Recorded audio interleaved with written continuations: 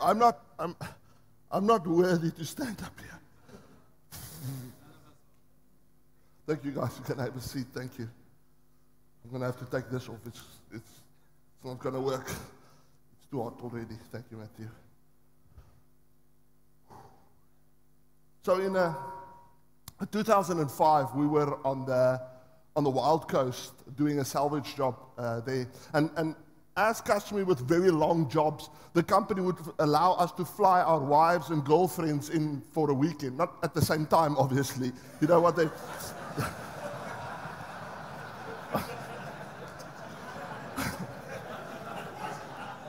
Settle down, boys. And so there's one time, all the guys from the team, we brought our wives in, and they were spending the time there at the Fish River Sun. And if we were out at site, they chilled and used the facilities there. And this one day, it was bad weather, so we couldn't go out. So we were all chilling the day in the lounge. The morning, we went all to the lounge, we had breakfast together, and we were all sitting there with our wives. And a couple of tables away from us was another group of 3 guys. But the problem is, these guys weren't having breakfast. They were having shooters. And their language was terrible. They were obviously honored a little bit, but their language was really bad. So one of the guys just leaned over and he said, "Hey guys, can you just calm it on the F-bombs? You know, we got some ladies here." And instead and we said, "Listen, just calm down. We got a lot of women here." But these guys must have been pretty drunk, because instead of adapting their language, they decided to hurl a few insults our way. Now, they must have been pretty drunk, and it must have affected their vision and their mathematical skills, because obviously they couldn't count. And also what booze does, booze obviously made them feel stronger than what they were. So when they threw these F-bombs our way, we decided, listen, this is not going to work. And he threw that F-bomb our way, and as 6 guys, we stood up and made our way over to their table. Now, I had been just saved, like 2 months. I've been saved for 2 months, and so I just wanted to go explain Moses 4 verse 4 to him. That says, "My son, do not get inebriated on wine and allow your drunk ass to write checks your body can't cash." So we all headed over that way to explain this verse to him. Like I said, I hadn't been saved a long time. So this whole turning the other cheek thing, I hadn't learned that yet. And so as this lesson was about to start, Mike Skabanga's wife, or his girlfriend at that time, shouts over from and as we get there, this guy says, "Do you know who I am?" And Mike Skabanga's girlfriend shouts from the corner, "Does anybody know who this guy is?" And that just diffused the whole situation. It was going to escalate pretty quickly. And so and she saved the morning. But just like that guy at the Fish River Sun, I believe there are so many men who do not know who they are either. And not in the sense of, "Oh, I'm Olof Horn of 65 Wrinkle Drive." They do not know who they are as men, who they are supposed to be. They have an identity crisis. And because of this, they drift through life not knowing what to do and who they are supposed to be. And they struggle their entire lives, aimlessly wandering through their life thinking, "Is this it?" In his book, Walden, Henry Trudeau writes, he says, "The mass of men live lives of quiet desperation." The mass of men lived lives of quiet desperation. And how true is that? That book was written in 1847, and it is more true now than it's ever been. You see it everywhere. You see the frustration of men. You see that low-level anger that's just below the surface. This knowledge that there's supposed to be more than what I'm doing. And it guys been chasing after gadgets and toys and stuff and status, the latest things, the upgraded wife. And because the men lack clear purpose and identity and vision, they run after these temporal things of this world to try and fill a hole or fulfill a purpose. In his commentary to this passage, somebody writes, he says, Trudeau's phrase suggests that the majority of men endure, they suffer through their lives with a silent, deep unhappiness. They are not outwardly rebellious or dramatic, but they are desperately unhappy in the way they have been conditioned to live. Conditioned to live. And that is where our problem lies, because the world tells men this is what you're supposed to be. And inside we know this can't be right. This is not what it is about. Because we as men are supposed to one thing, we're created for another thing, and the world says, no, this is what you have to be. And there's a disconnect between who we are to be and who we were created to be and what the world tells us and pushes us towards. And because the world tries and forces certain things on men, there's a knee-jerk reaction to that. The world pushes us in a one way, and because we're men, we kick it back and we go to the other extreme of this manhood. And there's these two opposite extremes. The one is the emasculated male. This is the guy who's been conditioned to believe that masculinity is evil. That it's bad to be a man. You're not supposed to be a man.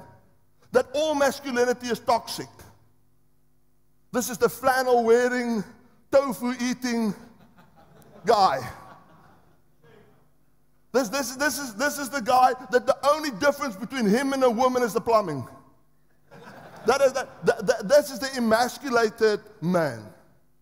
And then to counter that, culture makes the opposite extreme, which becomes the toxic male. This is the guy that will stand up and he'll say, I am the alpha male. If anybody tells you they're an alpha male, they're not. They're the poser. But this is the guy that will put out this bravado from, I'm a man. This is what a man's supposed to look like. And they see that, and for them it is all about how big their muscles are, how much money they make, how much status they have, how many women they get to sleep with. This is the guy that is so weak that he has to dominate women to feel better about himself. But he'll put that out as masculinity. Jimmy Carr said Andrew Tate is a 14-year-old's idea of what a man looks like. And isn't that, if I was 14, when I was 14, my son turns 14 now, he's all about the push-ups and the stuff. And if you look at Andrew Tate and that type of guy, of course he'd want to be that. Flashy cars, cigars, women. But both these guys is what Joby Martin calls a dude. He's not a man, he is a dude. A dude is a guy, is a boy who does man stuff. He's a boy who does man stuff. He has the mentality of a boy, but he has the body of a man. He has the strength to do what a man does. He has the resources to do what a man does, but he is not a man. He is a dude. And Joby Martin says the most dangerous thing in the world is a boy in a man's body. Without the conviction of a man, but the abilities and the strength of a man. They do not know what to do with what they have because they do not know the purpose of it. And they are a dude. And until the real men find their identity and find their purpose and stand up, we will have dudes trying to teach the next generation of men what a man looks like. And so today, in the time we have left, I want to talk about unshakable identity and purpose. Unshakable identity and purpose. Now, one session like this, or even a whole conference like this, is not enough to tell you what a man is. Because becoming a man is a long process. And to become a man, if you want to know more about being a man, you have to join Men's Life on a Friday morning at 6 o'clock. And we will take you through that.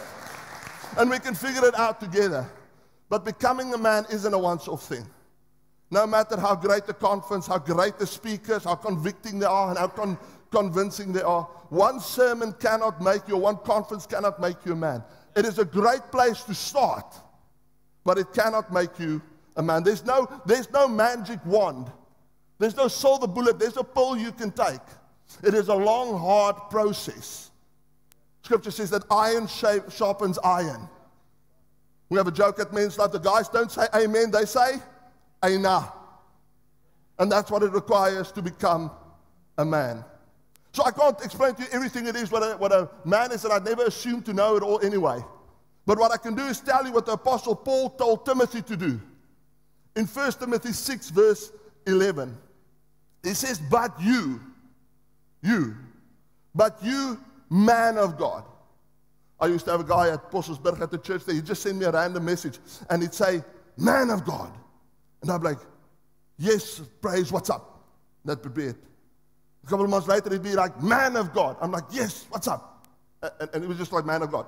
So anyway, so I don't know what that, but Timothy, Paul writes to Timothy, he says, but you, man of God, flee from all this and pursue righteousness, godliness, faith, love, endurance, and gentleness.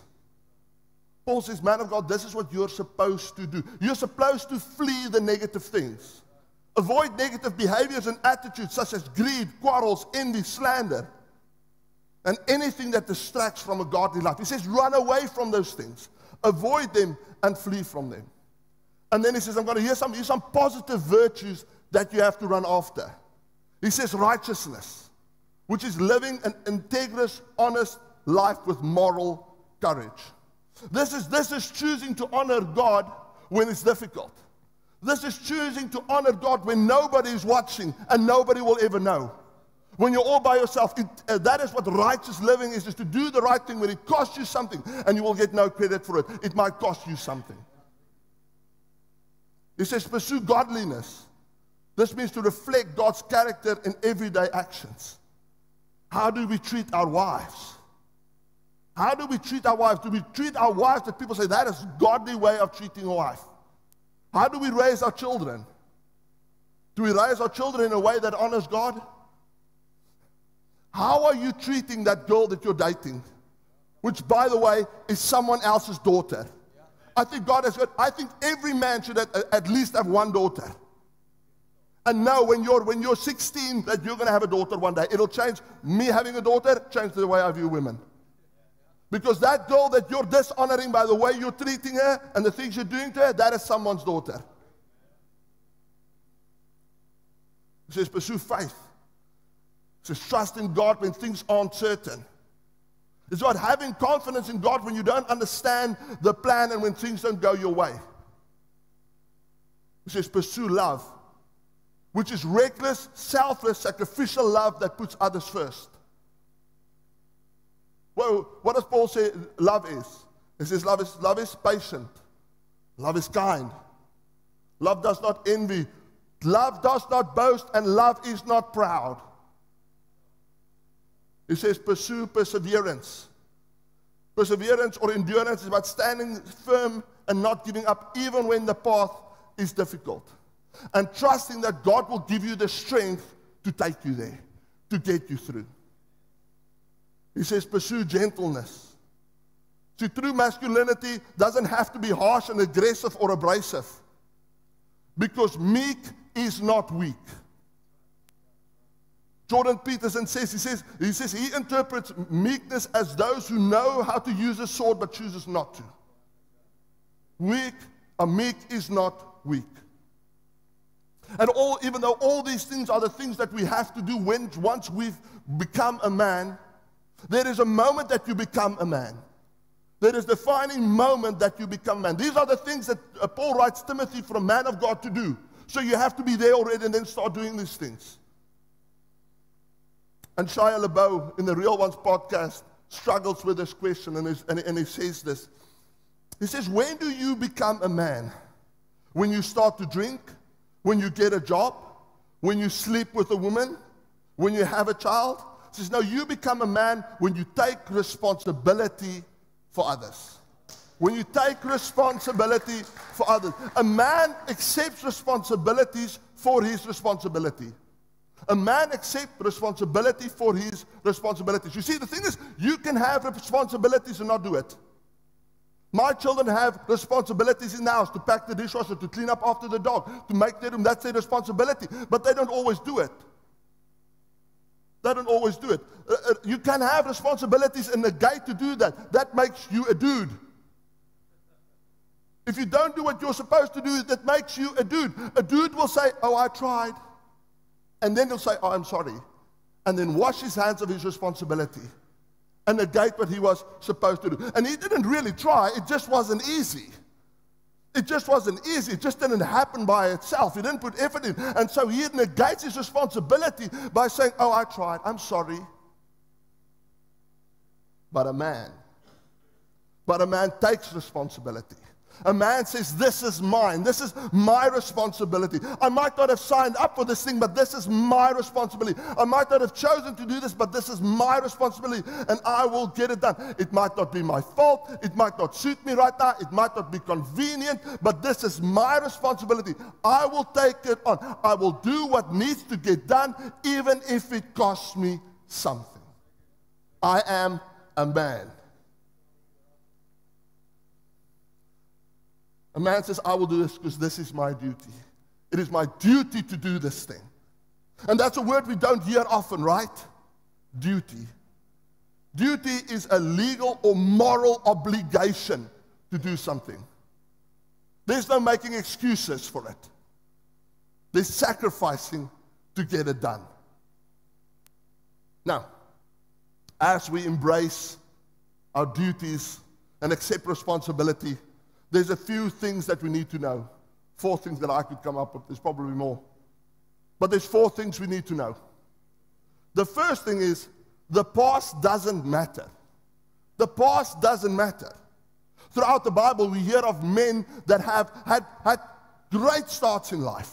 Great starts in life, and they coughed it up at the end. And we have stories of men that had terrible starts in life, and they succeeded at the end. Samson had the perfect upbringing. Before Samson was born, an angel appeared to his mother and said, listen, your child, he's going to be incredibly strong. He is going to lead the Israelites and overcome their enemies. And his mom, the angel told his mom exactly how he is due to be brought up. That he's not allowed to consume alcohol. That he's not allowed to touch dead things, and he's not allowed to cut his hair. And everything went well until Samson turned into a dude. And it all came apart, and he coughed it up completely. And he started to do his own thing. So Samson had a good start, so a good start doesn't guarantee a good outcome. On the other hand, you had Saul, who later became Paul. He had the worst start of everyone. He started off as a Pharisee, killing and persecuting the church, murdering those who followed Christ. And then he had an encounter with the living God. He encountered Jesus, and God turned him around, and he became the vessel through which God took the gospel to the Gentiles. And that is you. And so even though Paul had a terrible start, he had a good ending. So even a good start, a good past, doesn't guarantee a good outcome either. So whether you had a good start and you grew up in a Christian home, grew up with both parents, in a stable home, it doesn't guarantee anything. Or maybe you didn't have a great start. Maybe you didn't have a good example. And you have made some seriously questionable choices. Here's what I know. Your past doesn't matter. Whether good or bad. It doesn't matter at all. It doesn't matter who you walked in as yesterday. It doesn't matter who you walked in as this morning. That doesn't matter. You are not your past mistakes. Scratch mistakes. You are not the sins of your past. You are not that. All that matters is who you choose to be when you walk out of here today. That is the only thing that matters. Isaiah 43, Isaiah writes, he says, forget the former things and do not dwell on the past. See, I'm doing a new thing. Now it springs up. Do you perceive it? I am making a way in the wilderness and streams in the wasteland. Listen, I'm not saying your past isn't there. Your past is there, and there's things you have to deal with and consequences that you will have to deal with from your past. But we cannot excuse our responsibilities because of it. Maybe you had a hard life and my heart breaks for you, but that cannot be the crutch that you stand on and that you lean on for your entire life. You need to learn from it, file it, and move on. do not dwell on the past. There is nothing there for you. Take that lesson. Learn from the past. And then put the past in the past. The past is in the past, whether it's good or it's bad. All that matters is what you do now. All that matters is the next choice that you make. Second point. Without Jesus, nothing matters. Without Christ, nothing else matters. Matthew 16:26, Jesus speaks. He says, what good will it be for someone to gain the whole world, yet forfeit their soul? Or what can anyone give in exchange for their soul? This is my greatest fear. That we sit in conversations like this and we talk about what it means to be a good husband, a good father, and a good son, and a good friend, and all these things, and maybe we get it right. But one day when all of us are going to die, and 7 minutes later, when your brain is dead and you stand before your Creator, none of that will matter. If you do not have a growing relationship with Jesus Christ, none of that will matter. You will be lost. And that is where we start with a relationship with Jesus, because in the end, nothing other than that will matter. Remember that struggle from point one? This is how you get free from it. That is how you get free from it, through submitting your life to Christ. And one of our duties as men is to lead our families spiritually. And you cannot lead anyone spiritually if you are walking in the dark. And so that is our first. Secure your own salvation and then lead others. I always tell the guys, I said, a firefighter that is on fire isn't helping anyone. You are just spreading the flames. And I have been in some fires in my life. You're not helping anyone. So secure your own salvation first. Make sure your name is written in the Lamb's Book of Life and that you have a relationship with Jesus, not a religion. That you have a relationship with Him, that you know Him, that you submit your life to Him. And these things will be so much easier. The third point. You alone are not enough. You alone are not enough. You cannot be the man God calls you to be without the Holy Spirit in your life. You cannot be that guy. You might desire to, but the moment you step out of this place and you leave this little safe space that we've created, the old self will take over, guaranteed. You do not have the strength to do this in your... You can go to any or read all the books. You can go to every conference. You can just listen to Christian music and godly podcasts. You can even know the 12 attributes of a man. And you will leave here and you will default back to your own state.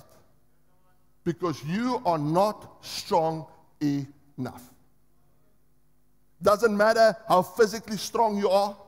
It doesn't matter how committed you are, or how motivated, or even how disciplined you are. As long as you are in this body, you will be drawn away from God and edged towards sin all the time.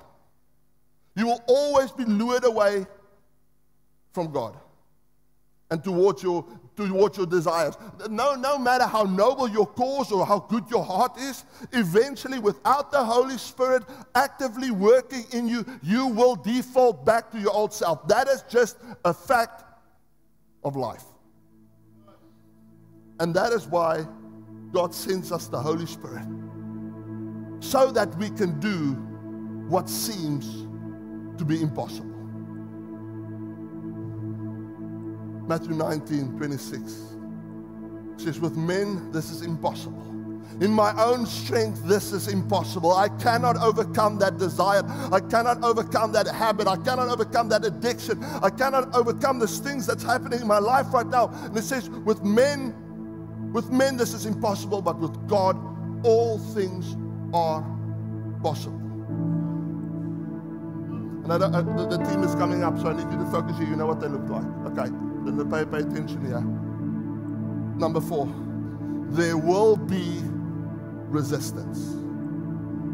There will be resistance. No matter when, as the moment you choose to be a man of God, to be a real man that honors God, the world will come against you. The world will not roll over because you made a good decision.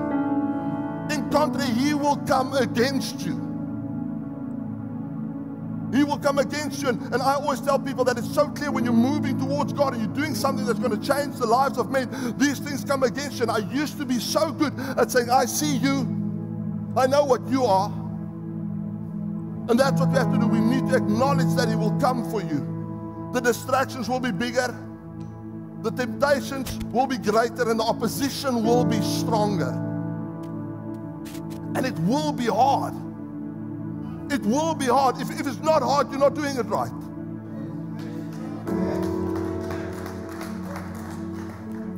Why do you think it is that Paul writes to the church in the Corinthians, he writes to the Corinthians, he says, be watchful. Be watchful and stand firm in the faith. Act like men and be strong.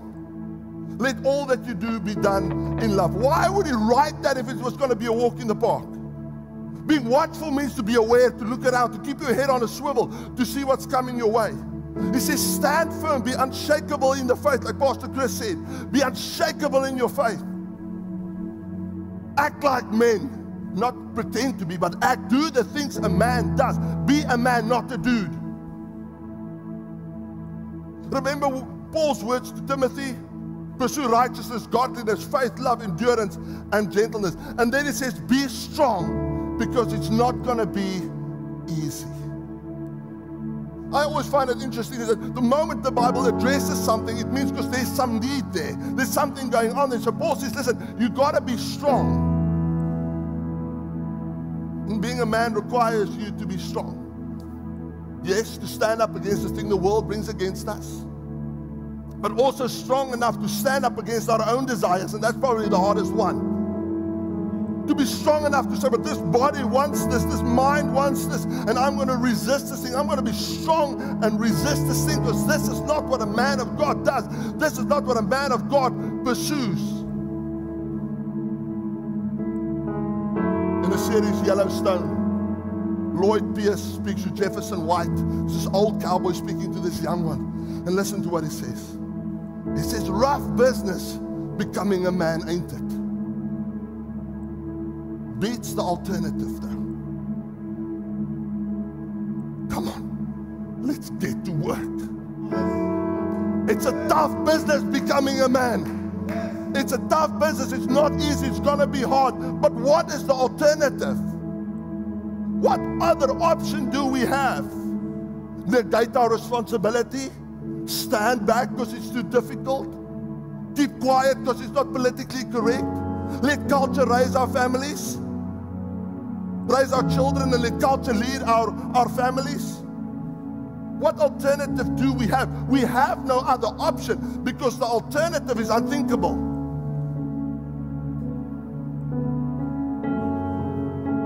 Shall we remain a dude? Stand back in apathy? Or shall we stand up? In NASCAR, and in the 2022 NASCAR playoffs, I just want to get this guy's name right. Ross Chastain, his team informs him, listen, in the last lap, they say, listen, you need to make up 4 positions in the last lap to make the finals of the championships. He says, and they say, listen, you got 1 lap to do this. And in understanding the urgency that if he doesn't do something now, it's nothing else that he did in the past is going to matter. Listen what he says. He says, I'm just going to put my foot on the floor and I'm not going to lift it until I see God or a checkered flag. He says, I'm not going to let this opportunity go. I have 1 left to go, gentlemen, and this is you and this is me. There's no more time for playing around.